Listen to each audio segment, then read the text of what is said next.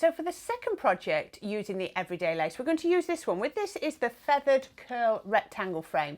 So in the first project, we took the die cut and we put it onto a square card base. This time we're going to use this die to create our card shape itself. So you've got a number of dies in the packet, and if I get my largest one of my foundation dies, this is perfect for making my card bases. So all I've done here is I've folded a piece of card in half. You can see just a piece of card in half, and then I've cut it out using this die there. So you can just see it doesn't cut across the top. So that's my card base. Now that looks nice until you look at the top. So what we need to do is we need to put a complete one on top. So this is going to be a tent fold card, and it's just going to be in the shape of the die. So let's put that on first, and then that can be drying while we do the next bits, can't it? So we can put that on. And the great thing about using the wet glue here is I can go into every little nook and cranny and crease, and you know, as we need to. There we go. So that goes on there. So that fits perfectly. There we are. And now I've got my tent fold card, as you can see there. So let's put that to one side. So next we want a mat, and I've got some more paper from that collection. So if we take our mats, I can put my die just like that. Then I can put my cardstock on, and then my top plate, and we can run that through. Now, while that's going through, I'll just show you. So the next die is, it's the detail die. And this has got a cutting blade on the outside and a cutting blade on the inside. But what you can do is you can piece back the bit that cuts out of the centre, and that's what we're going to do today. So let's bring this one round, and this, oh, just caught that. It was just about to go off the edge. So that's now cut me my beautiful card shape with that lovely deckled edge. So let's move that out of the way, and we can bring the card blank back in, and we can pop that on, because that is now going to fit. And when you actually put the white behind and you can see the definition, it looks really beautiful, doesn't it? It just picks it up. I think we've all got used to using Charisma, and sometimes we're a bit scared not to have it because it's been almost like a bit of a safety blanket, because you get those beautiful results every time. But what I wanted to show you with these couple of projects is that you don't always need it. When you've got such beautiful dies with all the detail built into the die, you don't always need Charisma. That's my card base. So I've got a piece of white card. I'll show you here. So I had a piece of white card, and I just printed sending onto there. So that's all I did. And then I positioned my die in such a way that that was just towards the top of that aperture. So when I've cut it, this is what I've got. So I've got my beautiful frame, and you can see all of that detail. A couple of little bits just there that I've missed poking out, but they just pop out. They just hadn't been poked out. And then it fits absolutely gorgeous. There we are. So that is going to go on my card. Now don't try and put your centre in first. Always put your frame on first so that you get the position right. So I'm going to pop that, if my pokey tool doesn't roll away, I'm going to pop that onto my card base. Now this is slightly coated, so sometimes your glue just takes a minute or two to grab, because it just takes a minute to sort of get through that coating, doesn't it? You've got to give it time to adhere. So there we go, a little bit of glue, but this bookbinding glue is just perfect. So we can pop that on there, and again, it's just following the pattern or the decorative detail all the way around. So isn't that absolutely gorgeous? Really frames that off. Well, you've got that there. But then what we're going to do is we're going to take this one, and I'm not going to pop it back in flat. What I've done is I've put some foam pads on the back. So can you see it's just lifting it? And can you see you've almost got that black shadow all the way around the outside? So put your foam pads on. If you want to, you could even put a double layer of foam on here, and that would look really nice, because it would really lift it up quite high. So that can then pop perfectly back into that aperture. There we are.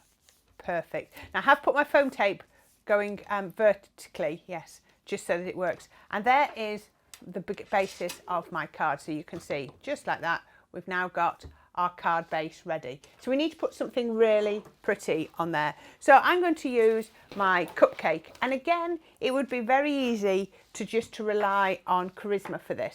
So what we're going to do is we're going to use some silver and some of the green that's going to work perfect. So I'm going to do a green matte layer. Let's just cut that out of there. I'm going to cut both of these at the same time. So I'm just going to cut my cardstock down so that they'll both fit on the mat at the same time, and also a little bit of my silver, and that's going to go on there. I told you Miri works beautifully with this collection. So let's bring those mats back in, and then we can put the silver one on and the green one on. And I am going to grab my cut tidy back just because I've got detail up there. Don't need it for the outline die, but it will cover them both anyway. So we can then run that through, and that's going to go straight onto our card. Now the other bit I've got, and you saw it with the last collection, is we've used our letters. So I have got, oops, they've glued together. There we are. I have got H, U, G and S, hugs. So that's going to go absolutely perfect with my sending word. So I've used the green that is on, if I bring my card in, I've used the green that's on the back of here, and I've used the silver to make it match in with my cupcake.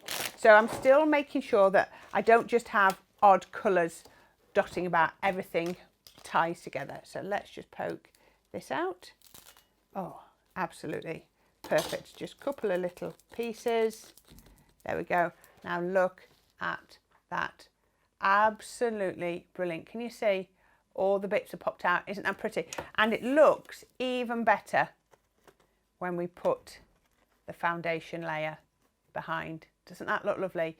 Just showing you, you do not always need Charisma. So what we can do is, let's glue these together first. So we can pop a bit of glue behind. Look at this. This cupcake base is just so detailed. I saw cards when we did the show using it as a planter. You could use it as a basket. There are so many different things you can use it for. You know, just use the different elements, and then we can pop that on to there, and that's going to fit just like that. And I love how you've just got that like just over 1 mil border all the way around the outside. So I'm going to just pop this into place. So that's going to go down on the bottom right hand side, making sure I don't come off the bottom of my card. And then I've got my letters. So sending, and then we're going down the card again, just like we did on the last one. I think I'm going to be able to spread these out a little bit more. Oh yes, I think the S goes that way up. So let's just spread these out a little bit more. There we go. And I want to do them so that they're not perfectly straight. If you've either got to get them absolutely perfectly straight, or you need to sort of make sure that they look like you've not tried to make them straight, one or the other. Because if you try to get them straight and don't quite do it, it's going to, let me just lift that up a minute. I should have put glue gel down there. It's going to look slightly out. There we go. Let's put that back on. There we are. Oh, that's sitting much better now. Put the glue gel on. Right, my U. Should we go that way with the U, I think? So that's going to sit completely on the white. So we can do it with wet glue. Then the G is going to come this way. So this little bit needs a little bit of dimensional glue behind. And then wet glue all the way around that bit. There we go. And then my S is going to come down here. So it's wet glue at the top there, and dimensional glue just down here, just so it sits nice and flat. There we go. Send in hugs, and we could put foam pads on here, but let's put a couple of blobs of dimensional glue behind there. Just my pin flare glue gel, just to raise it up. See, I'm just doing like little balls to raise it up. There we go. And the great thing is it's almost like a self-leveler, isn't it? Because when you press it down, it levels as you need it to. So pop that on there. That's going there. And the final bit, a couple of little bows. I think when you've not got Charisma, you do feel like you can go back to using your bows, your pearls, and all those other, your flowers, all those things that you perhaps might not have used when you had charisma, because you didn't need it, because you had so much detail with your charisma. This glue gun's coming out a bit slow today. Wonder if it's not quite warmed up properly. Should be, it's been on. There we go, that's come out. Should have enough on there now. And then put a silver bow to match everything else. There we are. Let's make sure that's not going to pop off. And then we're sending hugs and cupcakes. How perfect is that?